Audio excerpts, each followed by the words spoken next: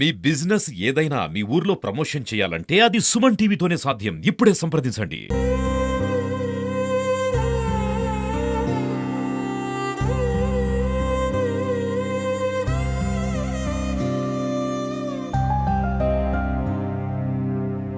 రెండు వేల నాలుగులో కాంగ్రెస్ పార్టీ అధికారంలోకి రావడానికి ఆనాడు మహాకూటమి CPI, CPM, TRS, Congress party, MIM సహకారంతో కాంగ్రెస్ ప్రభుత్వాన్ని రాష్ట్రంలో, కేంద్రంలో ఏర్పాటు చేయడానికి వారి చొరవ ఎంతో ఉపయోగపడ్డది.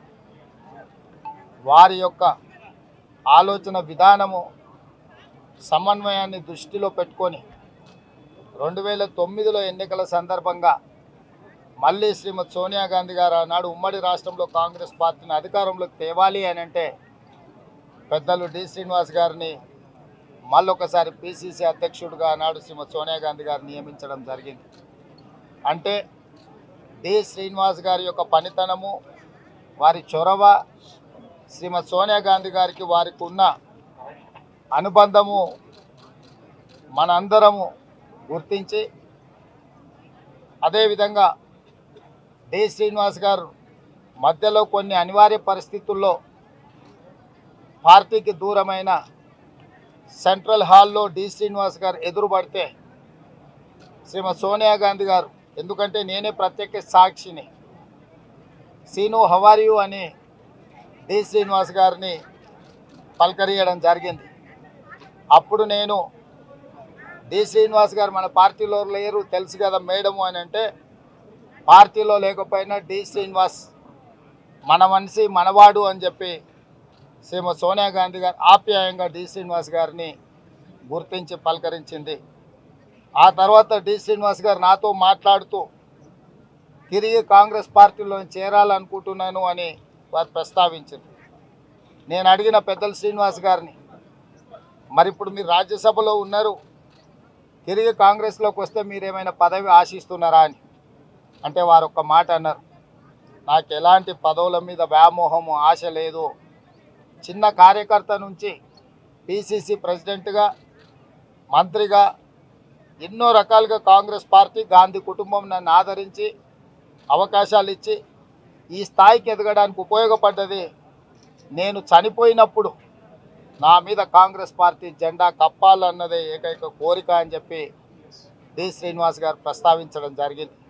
అందుకే నిన్న ఉదయం ఈ దురదృష్టకరమైన వార్త నాకు చేరిన ఎంబడే రాష్ట్ర ప్రభుత్వ అధికారులకు ఆదేశాలు ఇచ్చి అధికారిక లాంఛనాలతో డి శ్రీనివాస్ గారికి దహన సంస్కారాలను నిర్వహించండి అని హుటాహుటిన మా డిప్యూటీ సీఎం భట్టి విక్రమార్క గారిని, శ్రీధర్ బాబు గారిని, ముఖ్యమైన నాయకులందరినీ డి శ్రీనివాస్ గారి ఇంటికి వెళ్ళి వారి పార్థివ దేహం మీద కాంగ్రెస్ పార్టీ జెండా కప్పి కాంగ్రెస్ పార్టీ తరఫున వారి యొక్క చివరి కోరికను నెరవేర్చే బాధ్యతను మా మంత్రివర్గ సహచరులకు ఇవ్వడం జరిగింది.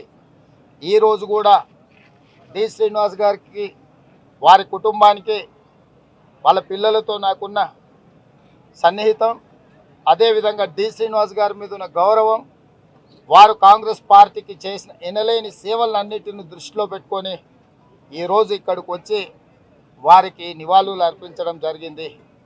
డి శ్రీనివాస్ కుటుంబం, కాంగ్రెస్ కుటుంబం, ఈ కుటుంబానికి ఎప్పుడు కాంగ్రెస్ పార్టీ అండగా నిలబడుతుంది. అదేవిధంగా వారి జ్ఞాపకార్థం కూడా తీసుకోవాల్సిన చర్యలు తెలంగాణ రాష్ట్ర ప్రభుత్వం తీసుకుంటుంది. ఈ కార్యక్రమాలు పూర్తి అయిన తర్వాత వాళ్ళ కుటుంబ సభ్యులతో చర్చించి ఏం చేస్తే బాగుంటుందో తప్పకుండా ఆ కార్యాచరణ చేపడతాం.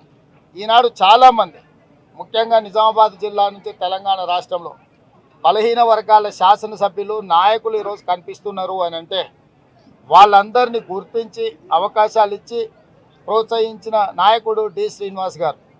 ఇక్కడ ఎరావత్ అనిల్ కావచ్చు, మధు యాస్కి గారు కావచ్చు, లేకపోతే ఈ జిల్లాలో అన్ని జిల్లాల కంటే ఎక్కువ ఈ జిల్లా నుంచి బలహీన వర్గాల ప్రాతినిధ్యం కూడా డి శ్రీనివాస్ గారు ఇచ్చి ప్రోత్సహించడం జరిగింది. కాంగ్రెస్ పార్టీకి సిద్ధాంతపరంగా, కాంగ్రెస్ పార్టీకి ఒక విశ్వాసపాత్రుడుగా డి శ్రీనివాస్ గారిని కోల్పోవడం కాంగ్రెస్కు తీరని నష్టం.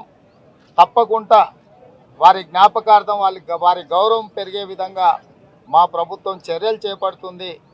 వారి కుటుంబానికి అండగా నిలబడడమే కాకుండా కాంగ్రెస్ పార్టీ పక్షాన శ్రీమతి సోనియా గాంధీ, శ్రీ రాహుల్ గాంధీ గారు ప్రత్యేకంగా వారి కుటుంబానికి తన యొక్క నివాళులు చెప్పమని రాహుల్ గాంధీ గారు నాకు చెప్పిండ్రు. ఢిల్లీలో పార్లమెంటు ఇతర అంశాల ఒత్తిడిలో ఉండి వాళ్ళు రాలేకపోయినరు. శ్రీమతి సోనియా గాంధీ గారు ప్రత్యేకంగా సందేశాన్ని పంపిస్తామన్నారు. రాహుల్ గాంధీ గారు కూడా నాకు ప్రత్యేకంగా వారి కుటుంబానికి తెలియజేయమని చెప్పిండు. మీడియా మిత్రుల ద్వారా శ్రీనివాస్ గారి అభిమానులకు శ్రీమతి సోనియా గాంధీ, శ్రీ రాహుల్ గాంధీ గారి యొక్క నివాళులు కూడా తెలియజేస్తున్నాము. వారి కుటుంబానికి ఎప్పటికీ కాంగ్రెస్ పార్టీ అండగా నిలబడుతుందని ఈ సందర్భంగా తెలియజేస్తున్నాను. ఇట్లాంటి విషయాలు వాళ్ళ కుటుంబంతో చర్చించిన తర్వాత వాళ్ళు ఇట్లాంటి విషయాలకు సంబంధించి ఏం ప్రతిపాదనలు వాళ్ళ కుటుంబంలో ఆలోచనలు ఉన్నాయో వారి ఆలోచనలు తెలుసుకున్న తర్వాత ఇప్పుడు కార్యక్రమం ఉంది. వాళ్ళు కుటుంబ సభ్యులు ఈ కార్యక్రమంలో మునిగి ఉన్నారు.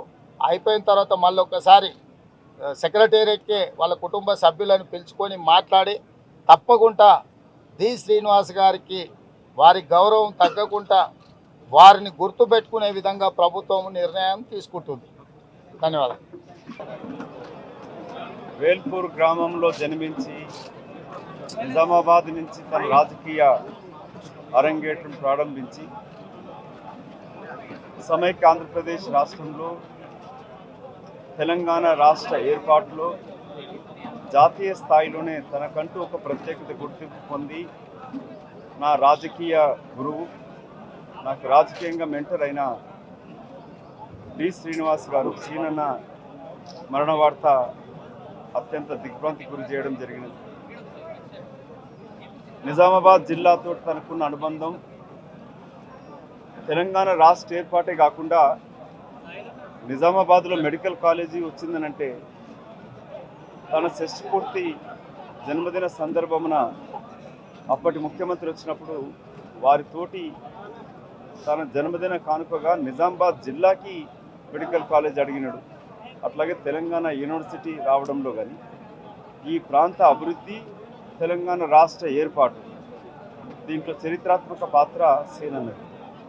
నాకు ప్రత్యేకించి నేను విద్యార్థి దశ నుంచి రాజకీయాల్లో ఉన్న విదేశాలకు తిరిగి వచ్చినప్పుడు నిజామాబాద్ నుంచి పార్లమెంట్ సభ్యుడిగా పోటీ చేసే అవకాశం వచ్చిందనంటే అప్పుడు పిసిసి అధ్యక్షుడిగా ఉన్న సీనన్న గారు శ్రీమతి సోనియా గాంధీ గారిని ఒప్పించి ఇక్కడ ప్రవాస తెలుగువాడైన నాకు టికెట్ ఇప్పించడం జరిగినది. రెండవసారి కూడా తెలంగాణ నినాదంతో పోరాటం చేస్తున్న క్రమంలో అప్పటి రాష్ట్ర నాయకత్వం వ్యతిరేకించిన మళ్ళీ అధినాయకత్వంతో ఒప్పించిన నాకు అత్యంత ఆప్తుడు, సొంత అన్నకన్నా ఎక్కువ సీనన్న గారు. సీనన్న గారి యొక్క మరణ వార్త యావత్తు తెలంగాణనే కాకుండా ఆంధ్రప్రదేశ్లో ఉన్న తన ఎంతోమంది అనుచరులకు కూడా ఇవాళ దిగ్భ్రాంతికి గురి చేయడం జరిగినది.